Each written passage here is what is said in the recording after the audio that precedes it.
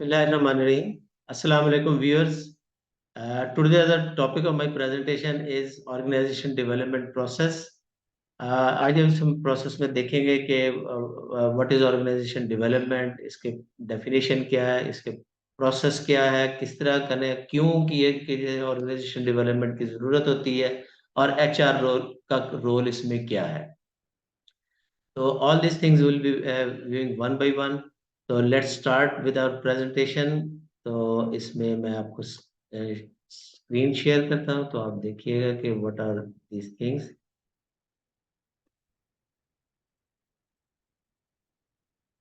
Sorry.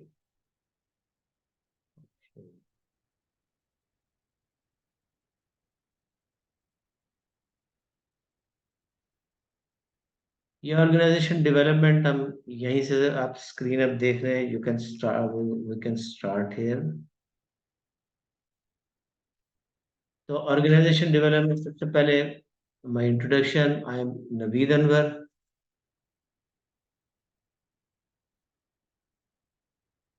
My name is Naveed Anwar. Today the topic is organization development. We'll see it in the next slides. Organisation development है क्या? Basically ये एक series of processes होता है जो कि एक ऑर्गेनाइजेशन को का पूरा एक प्लेटफॉर्म बनाता है with using man, machinery and every thing और प्रोसीजर्स वगैरह सब कुछ इन्वॉल्व होते हैं. तो इन्हीं के सारे एक स्टेप्स एक दूसरे के साथ लिंक होते हैं. This series is called as organisation development. Organisation development की हम डेफिनेशन देखते हैं. It is basically change process है. जो ऑलरेडी चीजें हो रही हैं उसको हमने अगर चेंज करना है, किस तरीके से इफेक्टिवली करना है, तो this is called as organisation development.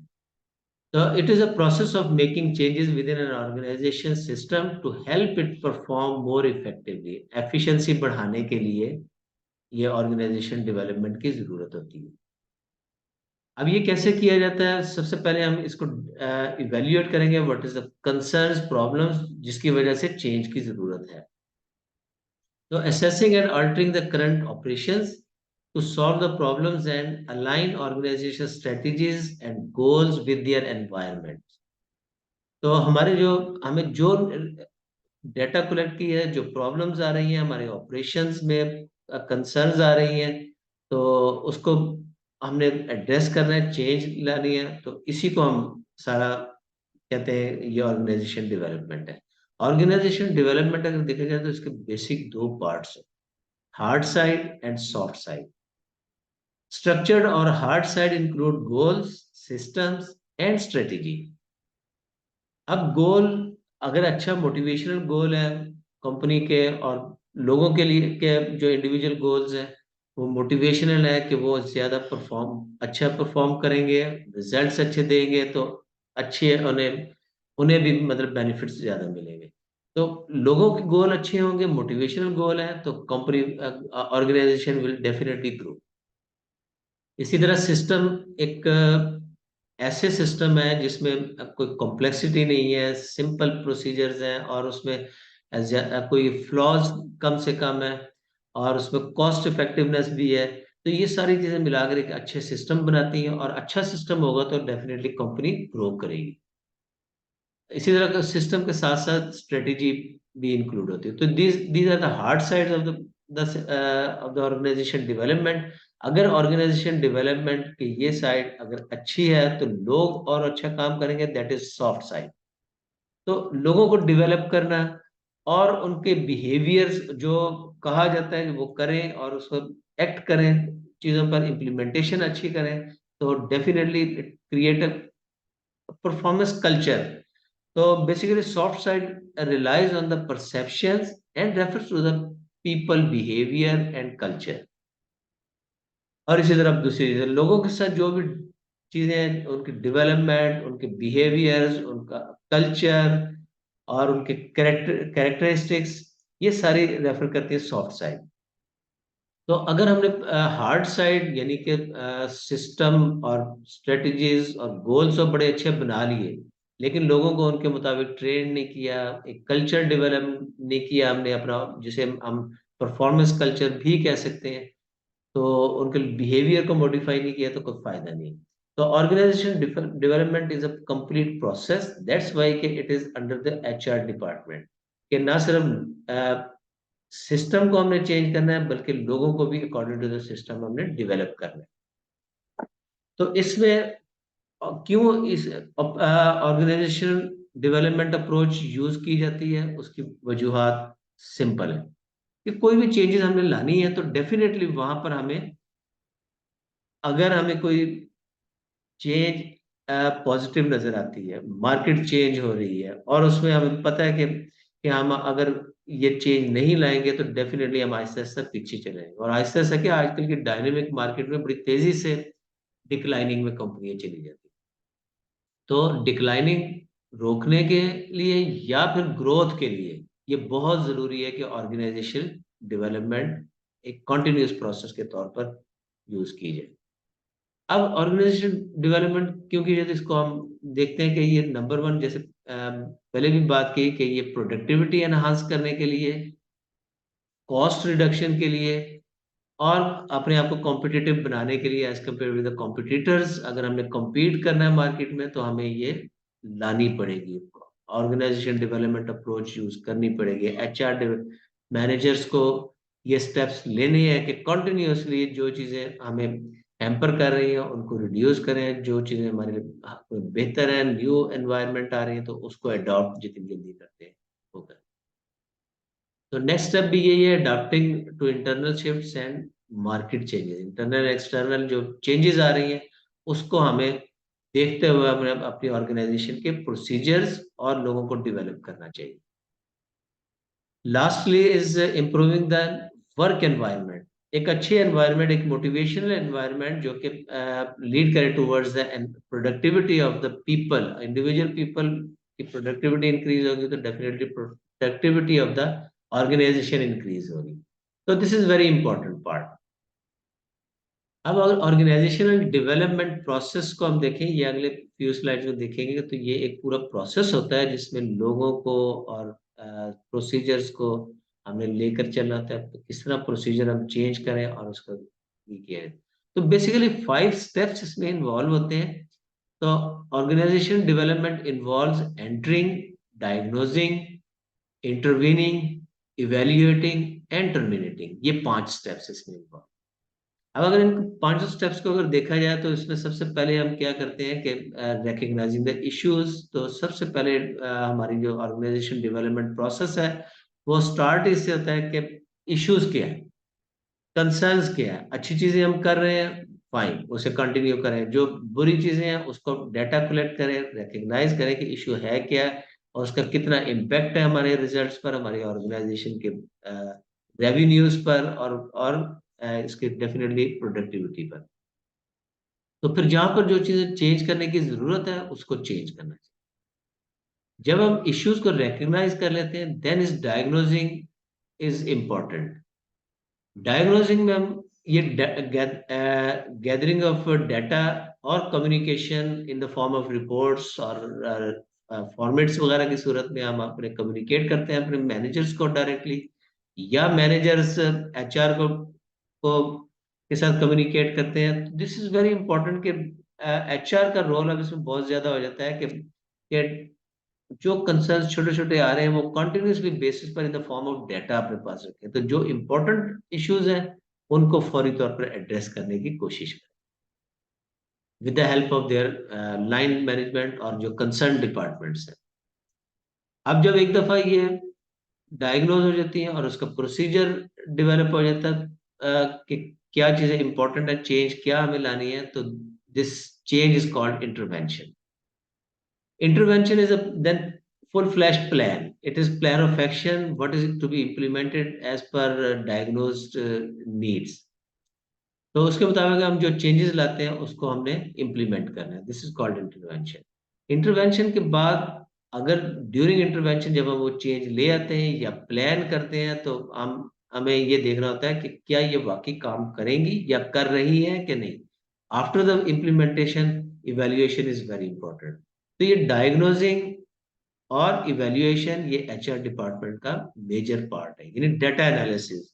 before and after the implementation of strategies, procedures and development process. और उसके बाद lastly incorporate the changes as a permanent basis, तो कंटिन्यू रखना है इसमें। अब प्रोसेसेस को हमने कंटिन्यू रखना है, ऐसा नहीं कि कुछ अरसे के बाद या आफ्टर ट्रेनिंग लोग ऐसा ऐसा दोबारा वापस अपने पुरानी चीजों पर चले जाएं।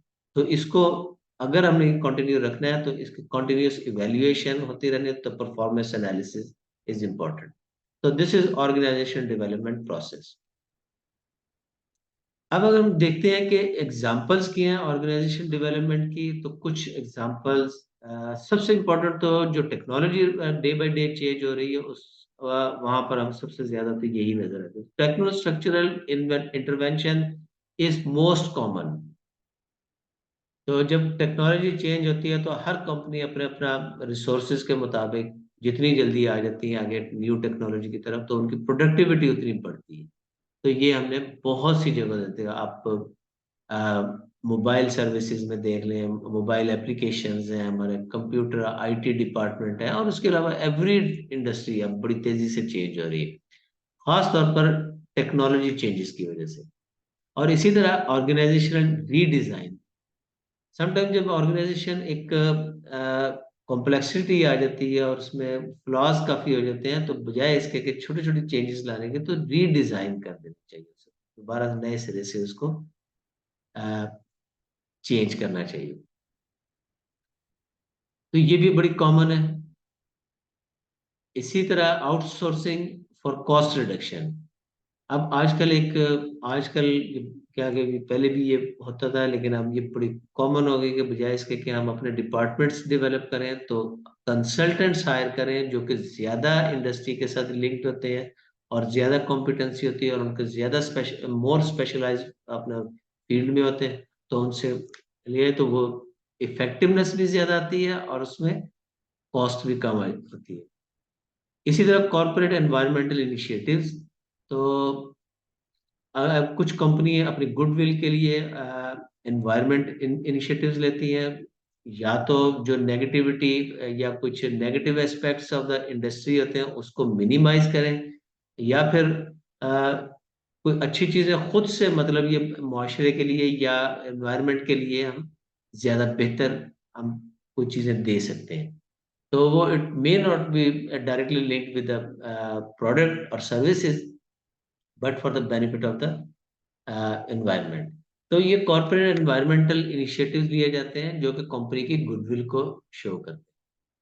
इसी तरह कमिटमेंट टू वेलबींग, तो ये कुछ एग्जांपल्स हैं जिस जो कि आप देखते हैं, तो इन्हीं वन बाय वन हम इन्हें आगे जाकर देखते हैं। तो टेक्नो स्ट्रक्चरल एनवायरमेंट्स इंटरवेंशंस जो है ना, उसमें आप देखें restructuring, decision making and procedures. तो इसमें आमतौर पर ये होता है कि अगर हमारे डिसीजन मेकिंग प्रोसीजर, अगर हम टेक्नोलॉजी को यूज करते हुए या और प्रोसेसेस को अपने बेहतर करते हुए, तो डिसीजन मेकिंग हमारा इसमें और प्रोसीजर्स जो है ना हमारे इम्प्रूव होंगे, और definitely it will lead towards betterment of the organisation. एक अच्छी कम्युनिकेशन होगी, इसी तरह एक decision making, quality decision making होगी, जिससे definitely growth of the organisation will be there. Next is implementing new methods to engage employees. Employee engagement is very important. तो आजकल नए नए सॉफ्टवेयर भी आ रहे हैं, कुछ टेक्नोलॉजीज हैं जिसमें हम एम्प्लॉय एंगेजमेंट ज्यादा बेहतर रख सकते हैं, कम्युनिकेशन उनकी ज्यादा बेहतर होती है, and one work link to other automated भी होते हैं बहुत से प्रोसेसेस में। तो ये सारी चीजें टेक्निकल जो और टेक्नो स्ट्रक्चरल चेंजेस में ही आ जाती है। इसी तरह वर्क फ्लो और फैसिलिटीज को इम्प्रूव किया जा सकता है, तो विद यूज ऑफ टेक्नोलॉजी और स्ट्रक्चरल चेंजेस और जॉब एनरिचमेंट प्रोग्राम्स हैं। तो इसमें टाइम टू टाइम लोगों के जॉब एनरिचमेंट, उनकी प्रोडक्टिविटी एनहांस करने के लिए उनके स्किल्स और उनकी जो क्वालिफिकेशन है उसके इम्प्रूवमेंट की तरफ तो ज्यादा, तो job will be enriched and enhance the productivity of that particular person and staff. इसी तरह एक और एग्जांपल है ऑर्गेनाइजेशनल रीडिजाइन। तो इसमें वर्क फ्लो और स्ट्रक्चर्स को रीडिजाइन किया जाता है। बहुत सी जगहों पर देखा जाता है कि प्रीवियसली कॉम्प्लिकेशंस आ रही हैं तो उसको फिर नए सिरे से स्ट्रक्चर्स बनाए जाते हैं और लोगों को उस हिसाब से ट्रेनिंग, तो training employees in communication and high performance skills. तो जो स्किल्स रिक्वायर्ड है फॉर परफॉर्मेंस, वो उनकी ट्रेनिंग और लोगों को डेवलपमेंट उन चीजों पर करना बहुत जरूरी होता है। तो these are very important things. तो ट्रेनिंग और डेवलपमेंट के साथ साथ जो इसका जो असल मकसद क्या होता है रीडिजाइन का, कि कॉस्ट लोअरिंग और प्रॉफिट एनहांसमेंट। यही हर ऑर्गेनाइजेशन, कोई भी कंपनी अगर इम्प्रूव करती है तो वो इन दो चीजों को एफिशिएंटली इसका यूटिलाइजेशन से, यानी कॉस्ट को कम से कम करना और प्रॉफिट्स को बढ़ाना। तो जो भी मेजर्स हैं उनके लिए जब लिए जाते हैं तो ऑर्गेनाइजेशन विल डेफिनेटली ग्रो। इसी तरह outsourcing as an another example of reducing cost. इसमें जो टिपिकल एग्जांपल है व्हाट्सएप की एग्जांपल ली जा सकती है, जिन्होंने अपनी एप्लीकेशंस के लिए आउटसोर्स किया और जिससे कॉस्ट मिनिमाइज है, मेनी टाइम्स रिड्यूस। और इसके success of the WhatsApp will definitely prove that there decision were quite well, और उसमें उन्होंने जो कुछ किया वो डेफिनेटली उनकी प्रोडक्टिविटी को एनहांस किया। इसी तरह कॉर्पोरेट एनवायरमेंटल इनिशिएटिव्स, लीगो जो कि एक टॉयज की कंपनी है, बच्चों के गैजेट्स हैं और उसमें बहुत सारी इंस्ट्रूमेंट्स बनाए जाते हैं और ये एप्लीकेशन इसमें आ जाती हैं। तो इन्होंने ना सिर्फ ये है कि बहुत से पार्क वगैरह भी इवन डेवलप किए और इसमें सोशल एनवायरनमेंट में उन्होंने रोल प्ले किया है। तो गिव द जेस्चर के, एक पॉजिटिव जेस्चर देने के लिए कि हम लोगों की बेटरमेंट के लिए कर रहे हैं। अब यहाँ पर जो इन्होंने जितने भी टूल्स बनाए वो बच्चों की लर्निंग एक्टिविटी से रिलेट किया है, बच्चों की एक पॉजिटिव एनवायरनमेंट क्रिएट करने के लिए, और ये जेस्चर दिया है कि we are creating a positive change in in kids. तो इससे डेफिनेटली ये Lego was fastest growing one time company, और उसमें अगर उनके अच्छे रिजल्ट्स आए हैं तो prove that it was positive. इसी तरह कमिटमेंट टू वेल बीइंग, ये होप फूड्स ने ना सिर्फ फूड आइटम्स बल्कि अपने दूसरे टूल्स भी यूज किए, अपने वेबसाइट्स को यूज किया कि लोगों के इमोशनल पार्ट को इम्प्रूव किया जाए। आजकल जो साइकोलॉजिकल नेगेटिविटी आई है उसमें लोग किस तरह अपने आप को बेहतर कर सकते हैं, उनको आइडियाज दिए हैं, उनकी काउंसलिंग की जाती है, उनको डिफरेंट वेज बताए जाते हैं how to get out of this problems. तो ये चीजें जो है एक कंपनीज का को की एक अच्छी वैल्यू बनाती है, गुडविल बनाती है, उससे अपनी रिप्यूट अच्छी बनती है और अल्टीमेटली कंपनियां ग्रो करती है। नाउ एग्जाम्पल ये सारे देखने के बाद हम देखते हैं कि ह्यूमन रिसोर्स मैनेजर का क्या रोल होता है इन ऑल दीज इंटरवेंशंस।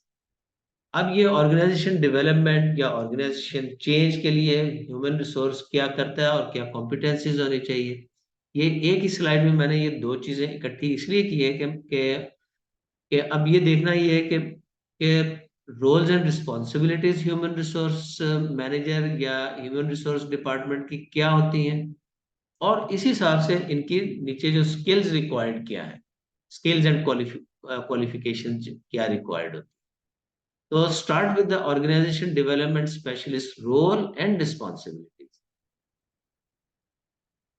हमारे ओडी स्पेशलिस्ट जो होता है उसके लिए रोल्स एंड रिस्पॉन्सिबिलिटीज क्या है, और उन्हीं रोल्स एंड रिस्पॉन्सिबिलिटीज के साथ हम लिंक करेंगे कि रिक्वायर्ड स्किल्स क्या है। तो roles and responsibilities for HR manager should be to have assessments यानी analyzing and developing the training programs, people analysis, procedure analysis, ये बड़ा जरूरी है, उनके assessments की जाए और उसके अलावा उनके अकॉर्डिंगली ट्रेनिंग प्रोग्राम लोगों के लिए डेवलप किया जाए कि हमारे क्या प्रोसीजरल चेंजेस आ रही हैं, क्या टेक्नोलॉजिकल चेंजेस आ रही हैं, उसके मुताबिक लोगों की क्या नीड्स है।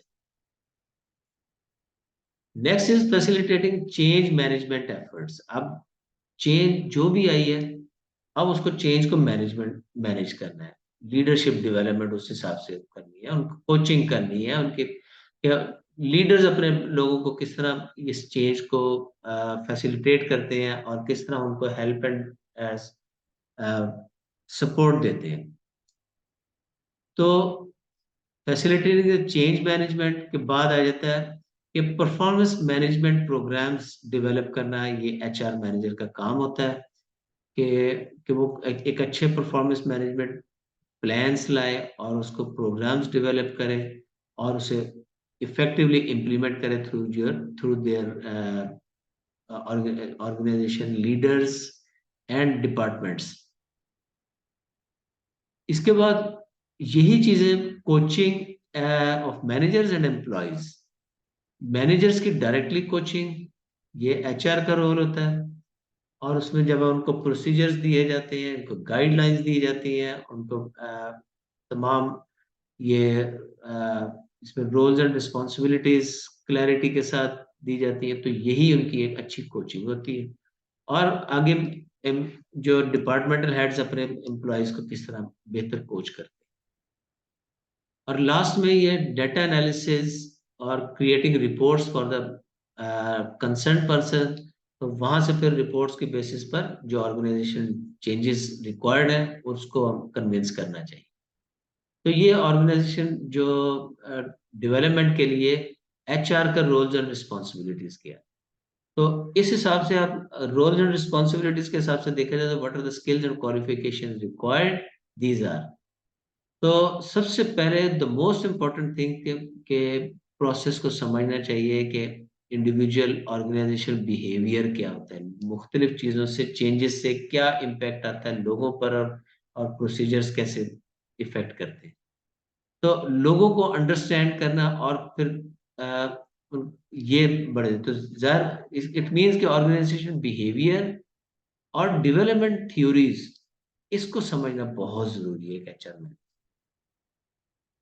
इसी तरह change management and leadership development, तो जैसे ऊपर भी बात की कि ये जब चेंज मैनेजमेंट आती है तो आपने लीडरशिप को किस तरह आपने इस तरफ कन्विंस करना है और उसको डेवलप करना है कि वो अपने लोगों को आगे उस चेंज को मैनेज करवाए।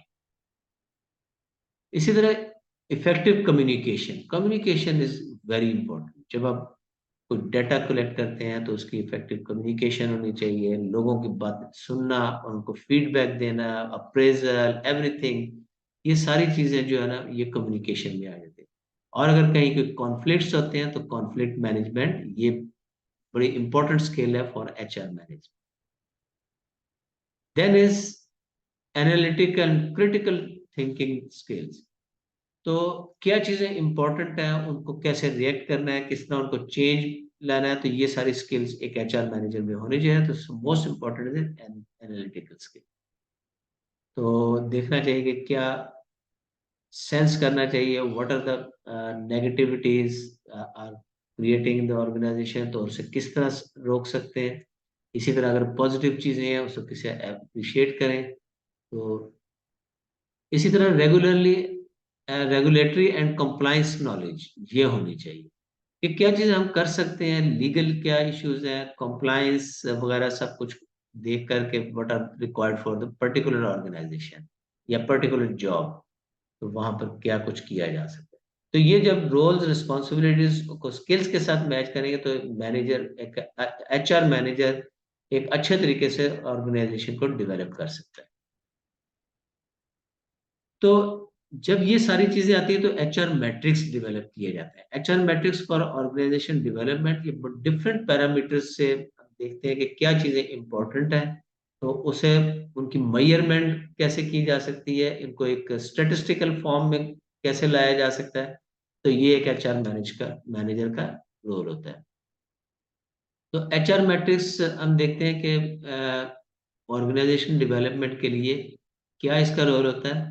तो सबसे पहले तो employee characteristics and readiness for change, कि उनमें क्या खसूसियत है, उनकी स्किल्स क्या हैं, उनके बिहेवियर्स क्या हैं, उनका एटीट्यूड क्या है टूवर्ड्स द चेंज, तो उस हिसाब से उनको फैसिलिटेट करना चाहिए। तो ये सारे एचआर ये पूरा एक ऑर्गेनाइज्ड वे में ये एक डाटा होना चाहिए और इंफॉर्मेशन होनी चाहिए। तो leadership ability to effect the change, तो ये भी एक इम्पॉर्टेंट पैरामीटर है कि हमारी क्या लीडरशिप में भी इतनी एबिलिटी है, किन पैरामीटर्स में वो इफेक्टिव है और किन में फर्दर डेवलपमेंट की जरूरत है। तो ये दोनों चीजें, employ and leader development is very important, और according to the change what are the characteristics required and what are their competencies. इसी तरह एम्प्लॉय इफेक्टिवनेस बढ़ाने के लिए एम्प्लॉय एचआर प्रोसेसेस कितने अच्छे एक एचआर मैनेजर कर सकता है, कौन से उसके पास टूल्स हैं, क्या वो प्रोसीजर्स हैं जिससे वो एम्प्लॉयज की प्रोडक्टिविटी बढ़ाएगा और उनकी कॉम्पिटेंसी बढ़ाएगा। तो ये सारे इस तरह adoption and continuation of innovation culture, एक इनोवेटिव कल्चर क्रिएट करने के लिए एडॉप्शन प्रोसेस होता है, किस तरीके से आप लोगों को कन्विंस करेंगे, डिपार्टमेंटल हेड्स को, इवन स्टेक होल्डर्स और तमाम ओनर्स वगैरह को भी किस तरीके से उनको चेंज लाने की तरफ कन्विंस करेंगे।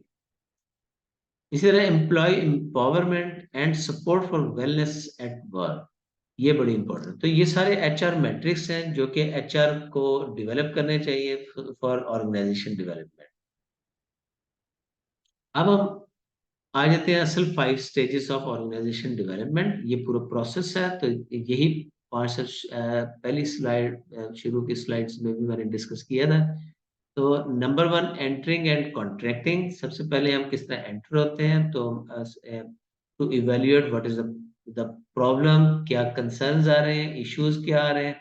तो entering and contracting in first step.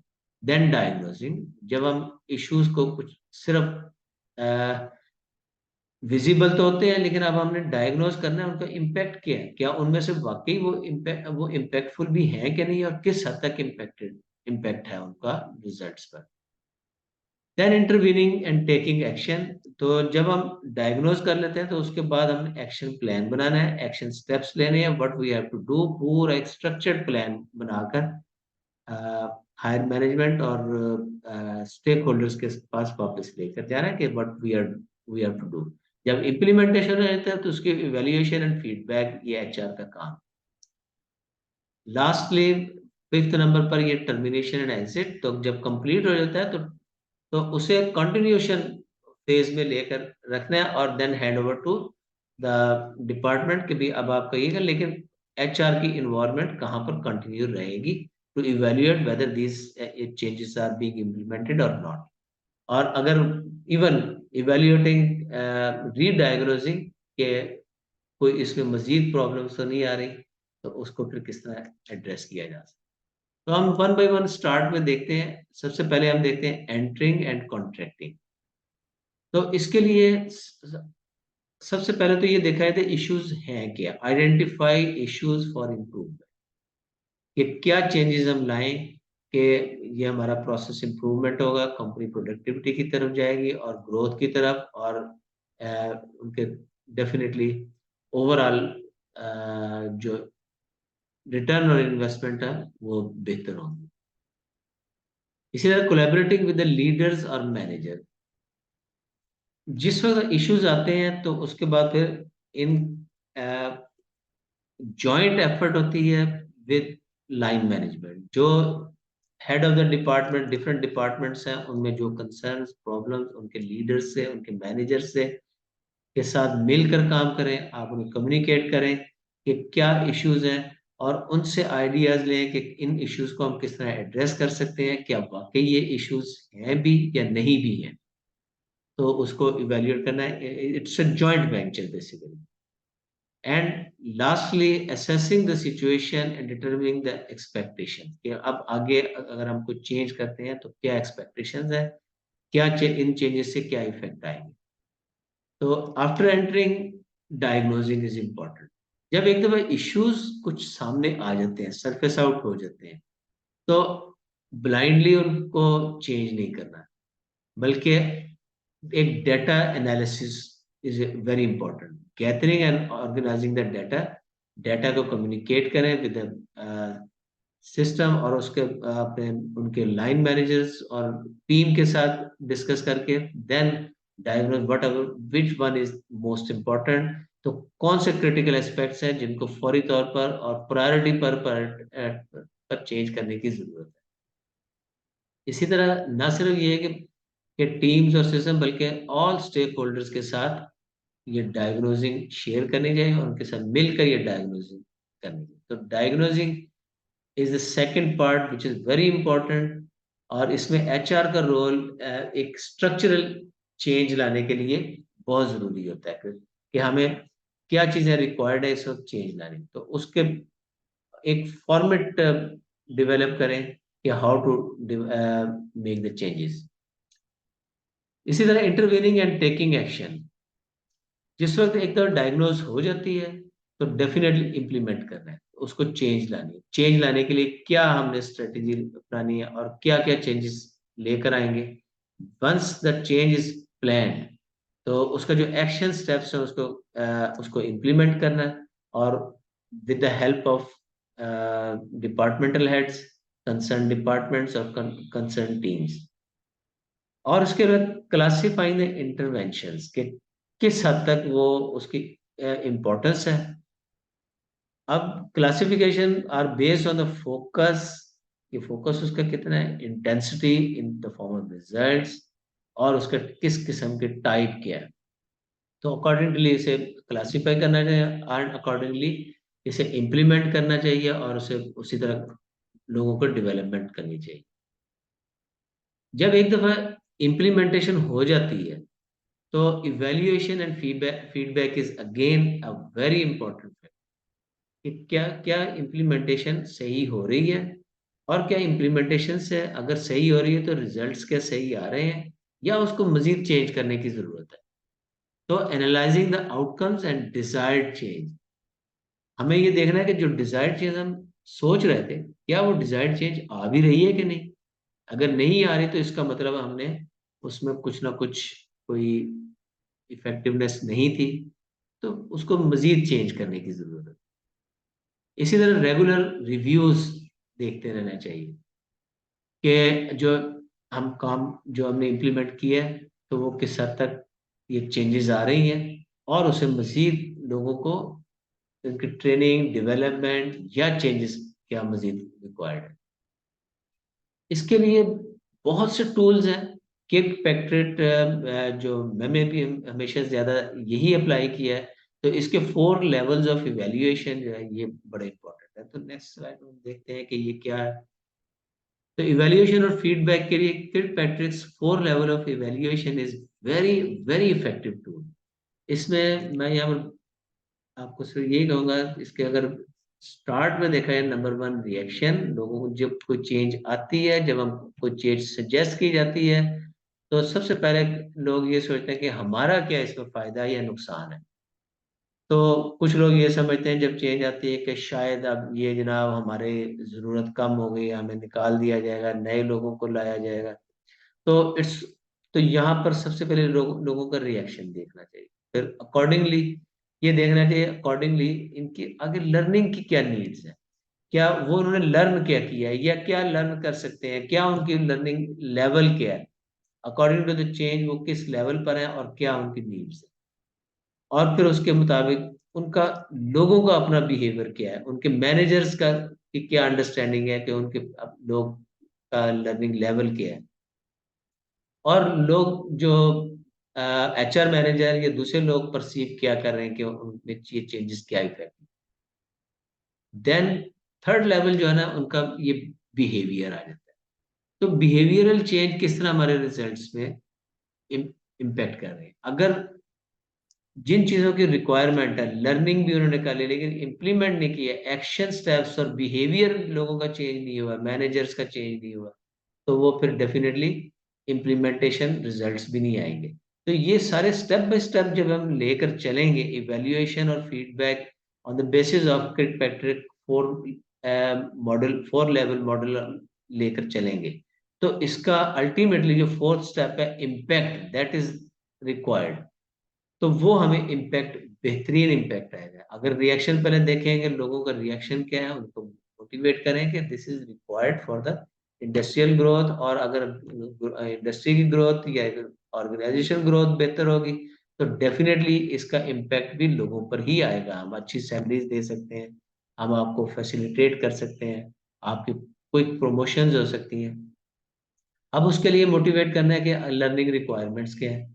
अब अगर वंस लोगों को अगर रिएक्शन को हम डाइल्यूट करेंगे, अगर पॉजिटिव रिएक्शन है तो उसको एनहांस करेंगे, नेगेटिव रिएक्शन है तो उनको डाइल्यूट करना है। तो उसको फिर लोगों के लर्निंग की तरफ मोटिवेट करना है, अगर लर्निंग के बाद उसकी एप्लीकेशन की तरफ मोटिवेट करना है, तो that will leads towards results. तो ये इवैल्यूएशन प्रोसेस ये कंटिन्यूअस रहना चाहिए। लास्ट इज द टर्मिनेशन और एग्जिट स्टेप। तो इसमें एग्जिट डजंट मीन कि बस ये हमारा काम खत्म, उसको सिर्फ एक अब ये देखना कि क्या हम ये जो चेंजेस ले आए हैं वो आप परमानेंटली बेसिस पर इनकॉर्पोरेट हो रही हैं, और प्रोसीजर्स और ऑपरेशंस जो according to the new procedures ये काम कर रहे हैं, और वो एक normal new normal environment create हो गई है। अगर नॉर्मलाइज हो गया तो फिर देन इट इज ओके। तो इसी the culmination of the OD process. अब उसमें जो इसका रिजल्ट लेना असल चीज है, तो रिजल्ट की तरफ अब आगे फिर इवेल्युएशन होनी चाहिए कि what are the results we are getting. तो ये एचआर डेवलपमेंट का पूरा पार्ट होगा। तो by this we can develop our organisation in a better way, growing phase में हम ला सकते हैं। और with this thank you very much for giving time. I hope it is a value addition for all of you। ना सिर्फ ये HR heads बल्कि एचआर डिपार्टमेंट और लाइन मैनेजर्स के लिए भी ये बड़ा जरूरी है, क्योंकि अगर डिपार्टमेंट्स अपने लोगों को डेवलप इन दिस वे करेंगे, हर लीडर की, चाहे वो सुपरवाइजर रोल पर हो या टॉप मैनेजमेंट में, तो उनका रोल होता है कि किस तरह अपने लोगों को, अपने प्रोसीजर को अपने डोमेन में रहकर डेवलप करना है और बेहतर की तरफ लेकर आना है। तो that will lead toward effective results. With this thank you very much and Allah Hafiz.